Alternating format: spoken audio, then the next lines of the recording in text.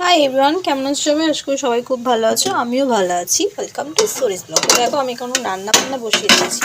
তো এদিকে এখন করছি হচ্ছে শুকনো ডাল। এটা ডাল চচ্চড়ি না, শুকনো ডাল, যেটা আমার ছেলে ইদানিং খেতে খুব পছন্দ করে। তো তার জন্য এখানে এটা করছি। আর একটুখানি শুকিয়ে গেলে দেন নামিয়ে নেবো। আর দেখো আমি এখানে রান্নাঘরে নিয়ে চলে এসেছি আমার সমস্ত মেকআপের ব্রাশ। তো রান্না করতে করতে কি মেকআপ করবো? একদমই নয়।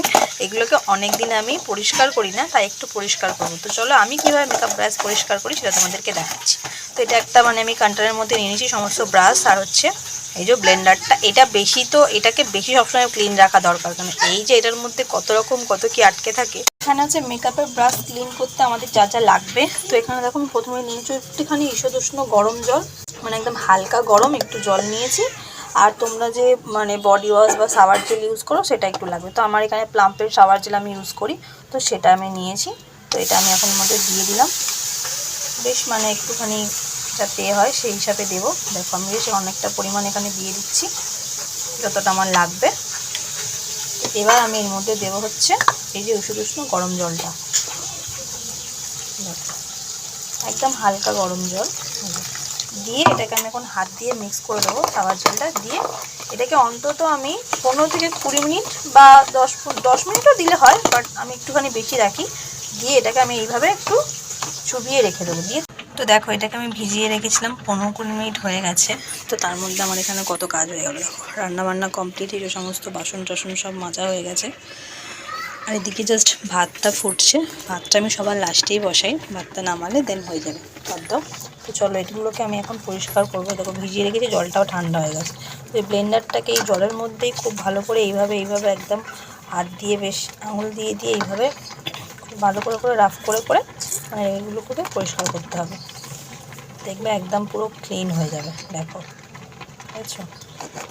আর এই ব্রাশগুলোকেও সেম এইভাবে আস্তে একদম আঙুল দিয়ে এইভাবে ঘষতে হবে, নইলে এইসব এটা বেরিয়ে চলে আসবে তুলিটা। আর অনেকগুলো ব্রাশ নিয়েছি, ছোট বড় সমস্তটায়। যে হাইলাইটার ব্রাশটাও তাই। আর এখানে আছে হচ্ছে ফেস পাউডারের যে ব্রাশটা থাকে, এটা লুজটা, সেটা। এইভাবে একদম ভালো করে পরিষ্কার করে এটাকে চলো আমি ভালো করে ক্লিন করে তারপরে তোমাদেরকে দেখাচ্ছি। তো এগুলোকে খুব ভালো করে ধুয়ে নিয়ে এসেছি। ধোয়ার পরে তো এগুলোকে শোকাতে হবে। তো এগুলোকে এখন এই গ্লাসটার মধ্যে ভরে আর এইভাবে নিয়ে যাচ্ছি হচ্ছে রোদ্দুরে দিতে। চলো যে বাইরে একটা চেয়ার রেখে এসেছি, এখানটায় এবার এটাকে এইভাবে রোদ্দুরে রেখে দেবো। কিন্তু এই বাটিটা আমার আর লাগবে না, এইটাকে এইভাবে রাখবো যাতে রোদটা লাগে। আর ব্রাশগুলো দেখো একদম ক্লিন হয়ে গেছে। আর এই ব্লেন্ডারটাকে এইভাবে এখানটা রেখে দেবো। এইটাকেও সেম তাই, হালকা রোদে যা শুকাবে, তারপরে হচ্ছে এটা ফ্যানের হাওয়াতে শুকাতে হবে। তো চলো এইভাবে এখন থাকুক রোদের মধ্যে। আর দেখো কত সুন্দর পরিষ্কার হয়ে গেছে। তো তোমরাও অবশ্যই এইভাবে কিন্তু ব্রাশগুলোকে ক্লিন করো, দেখবে অনেক দিন ব্রাশ ভালো থাকবে আর মেকআপ করতেও সুবিধা হবে। তো দেখো তোমাদেরকে তখন আমি দেখিয়েছিলাম ব্রাশগুলো আমি পরিষ্কার করেছি। তো দেখো পরিষ্কার করে রোদ্দুরে শুকিয়ে দেখো একদম সুন্দর করে নিয়ে চলে এসেছি। এই দেখো কত সুন্দর ক্লিন হয়ে গেছে, দেখছো? আর রোদ্দুরে শুকিয়েছি বলে একদম সব শুকিয়ে গেছে, ঝরঝরে হয়ে গেছে।